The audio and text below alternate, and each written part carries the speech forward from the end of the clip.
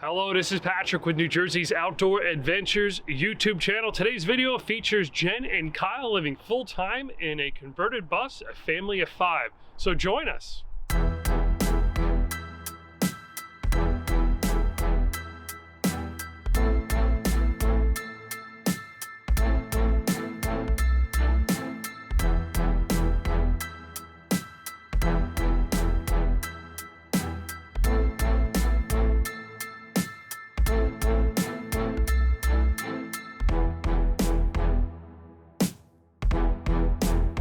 Hello, Jen and Kyle. Welcome to New Jersey Outdoor Adventures. Hi, I'm Jen. I'm Kyle. And we are Red, White, and Bethune. We live and travel with our 3 kids and 4 dogs in our 1983 Eagle Model 10 bus. We decided a year ago that we didn't want to live the normal American dream, the 9 to 5, the grind. So we basically sold everything we had and bought this bus. Yeah, we knew there was more to life than what we were living. We were miserable. And if someone would have told me, then that this is what it meant to be living your best life, I would have done this a whole heck of a lot sooner. So we launched officially in August. Yep. We moved into our bus of March of this year. Yep. The pandemic, like a lot of other people, put us a little bit behind. But we've been out on the road ever since and been loving life. Yep. So we want to take you guys on a tour of Blue Betty, our bus. Let's go. Let's go take a look at inside Blue Betty. Welcome to our house. As soon as you walk in, we have our coat rack that we didn't know that we needed, but with being in these cold temperatures, it's been a godsend being able just to hang the coats up. Over here's our entryway. It's where we store our Berkey. We've got a dehumidifier. Kyle built this desktop himself, and it's come in really handy. Plus, it looks really nice. Over here is the cockpit where Kyle drives the bus. It is pretty much original to when we bought it.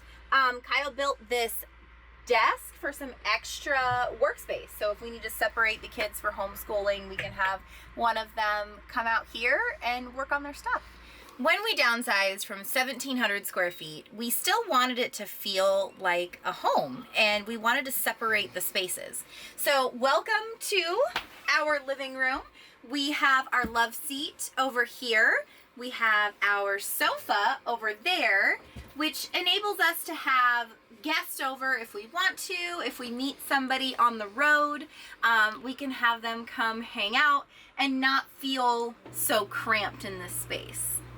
We have 2 Coleman Mach 8 ACs. We actually custom fitted them into our hatches. We took out the hatch part of it, and we had a custom metal plate built so that way it would attach to it. We put some foam board insulation.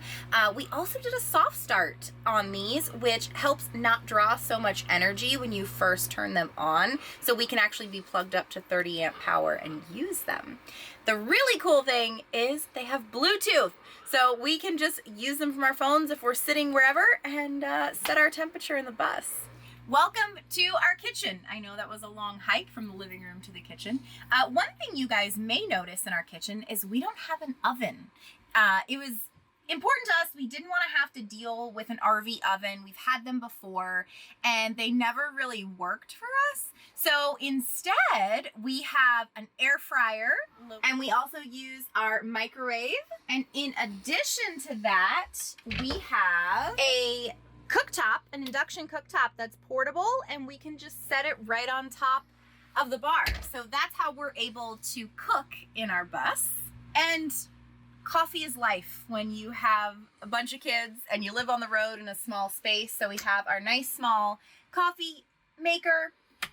We have additional counter space over here with storage. Up here, we've got all of our storage for food, dry goods.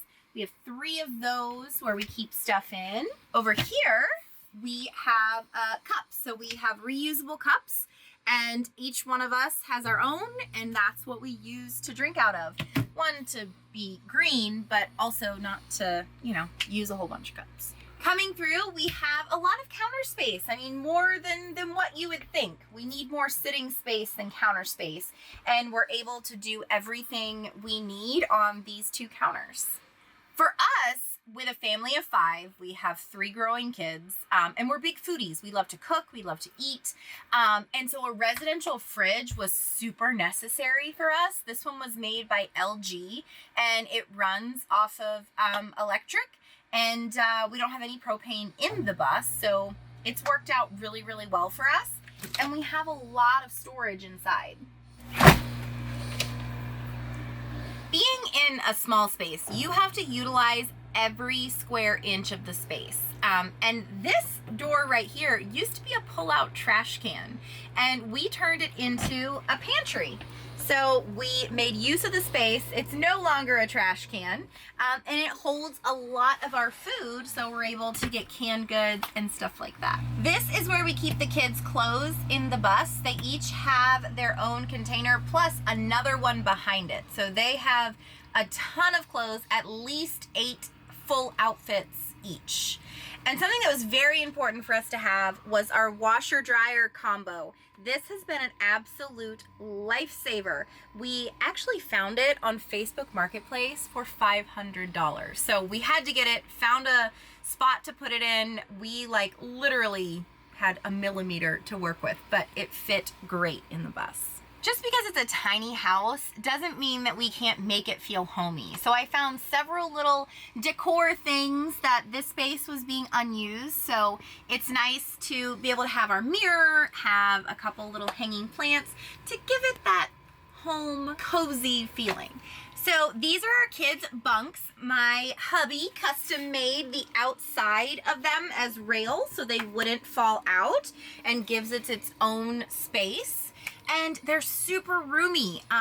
We can even fit inside these things. The kids love it because they love the smaller area where they can kind of unwind. They can shut their curtain. They can play on iPads or read a book or whatever they want to do. They really have loved this space. We get asked so many times if we have an actual bathroom on our bus, because a lot of people don't understand that it is literally a house on wheels. It just, everything a house has, it's just a little smaller. So we found this awesome vanity at Home Depot, and it's PVC, so it's not gonna get water damage or anything like that. It's all we really need. We've got hot water over here. We've got our vent, our fan, so, and our pump for when we are boondocking and whatnot and go on our own water. Every house has to have a toilet, right? We actually started out with a regular toilet that you would find in most RVs, and it just didn't work for us. So we switched to a composting toilet, and so far it's worked out really well. It's kind of gross to talk about, but it's been really good for us. This is our full-size walk-in shower. We have a tankless on-demand water heater, so we can take showers as long as we want.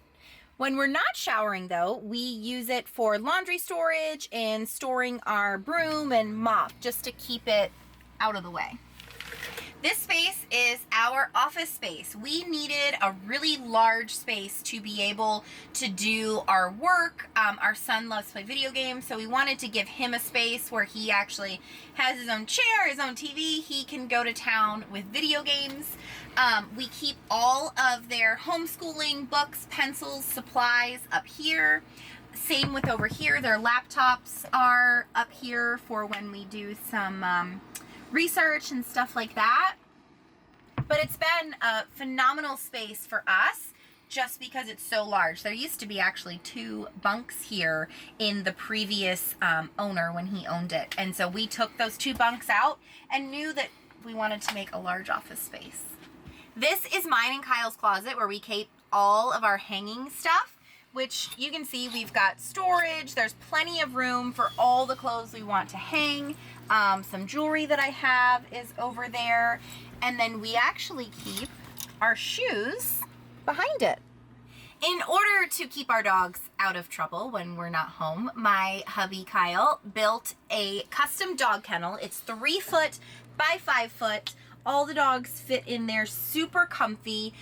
They're able to sit down, turn around, lie down. I can even lie almost all the way extended in the kennel. So we wanted to make sure that they had plenty of space in the bus as well. Welcome to our bedroom. For us, we love to have movie nights with the kids and have the kids all pile up in bed with us.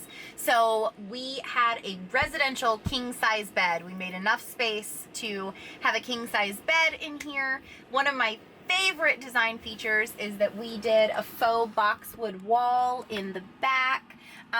That wall was a little wonky and it wouldn't work with wallpaper, so we had to find a different solution, and we came up with faux boxwood. We're able to clean it with one of those dusters that you normally clean a keyboard off with, so we don't really have to worry about dust collecting on it too much. When you have a small space, you've got to get very creative. So for my vanity, where I store my makeup and skincare, I have a fold down desk that just folds up. Everything stays in there, and I can lock it on up and not have to worry about it. Over here, we have our dresser. Kyle has the top 2 drawers for his clothes, and then I've got one drawer on the bottom. They're really awesome because we got it from IKEA, and it's meant to be shoe storage. It's actually not meant to be clothes storage, but it was the exact dimensions that we needed. It's not super wide, and we're able to attach it to the wall so it will never fall down. Keeping a tiny space tidy can sometimes be difficult, but we got a Dyson V7 vacuum after going through 3 different vacuums, and this one just attaches to the wall and you can unplug it, and it has a charger in there. Speaking of being creative with space, we actually put struts on our bed so that way we could utilize all under there for more storage. Right now, summer clothes are under there, things, extra blankets, stuff that we don't use regularly, but need a place to put it where it's dry and not gonna get in the weather. When we built this bus, it was very important for us to be able to build a bus that we could go off-grid with and be able to stay out for extended periods of time. This is one of 2 solar lithium setups that we have in the bus. This is kind of the brain. We have our Victron inverter here. We have 2 charge controllers up here. This here is part of our cell phone booster. Yeah, please don't mind the wires. They're kind of just strung apart across right now. Then we have approximately 600 amp hours of batteries in here. Control panel for the other system. And then down here we have the Cerebro, which also controls the Victron equipment. You can do it mobily, or you can do it, you know, from your laptop, from your phone, pretty much anywhere in the world. So it was important for us to take the time and the investment to build this system to be able to withstand off-grid for an extended period of time. So one of the motivating factors for us getting this type of bus was the underneath storage. I don't think you'll have any type of rig to have more storage underneath than these old charter buses. Let's go ahead and show you what we have in here. Starting here, we have our Set Power deep freezer, which is awesome. It allows us to buy a little more in bulk and keep freezers, because, you know, with this size family, freezer storage is always at a premium. We keep our dog food down here, that way it stays out of the way and it stays dry. We also have another fridge down here. This actually came with the bus from the original owner. And, you know, we were like, hey, let's keep it. So we ended up pretty much keeping drinks in here, waters, juices, drinks for the kids.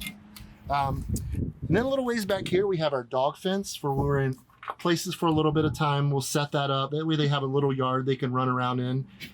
And pretty much the rest of this bay is storage for our kids' toys, kids' games. They have scooters in there. They have hoverboards. So it was important for them to be able to bring the things along they enjoy, and that was important to them. Like we were talking about inside, building this bus to go off-grid and stay off-grid for extended periods of time was extremely important to us. So let's show you what we have in our wet bay.